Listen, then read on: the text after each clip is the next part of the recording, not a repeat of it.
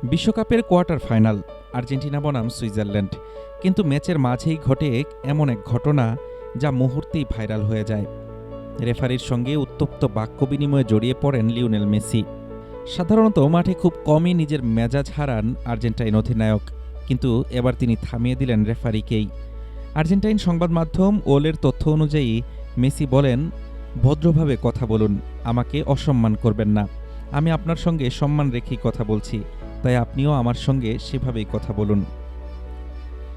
Referee ঠিক কী বলেছিলেন তা প্রকাশ হয়নি, তবে তার কোনো মন্তব্য বা আচরণেই ক্ষুব্ধ হয়েছিলেন মেসি, এমনটাই ধারণা করা হচ্ছে। তবে বিতর্কে থেমে থাকেনি আর্জেন্টিনা। ১০ মিনিটে অ্যালেক্সিস ম্যাকঅ্যালিস্টারের গোলে এগিয়ে যায় আলবিসেলেস্তেরা। ৫৭ মিনিটে সমতা ফেরায় সুইজারল্যান্ড।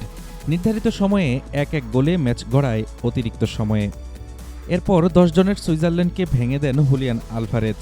১১২তম মিনিটে তার গোল আর্জেন্টিনাকে এগিয়ে দেয়।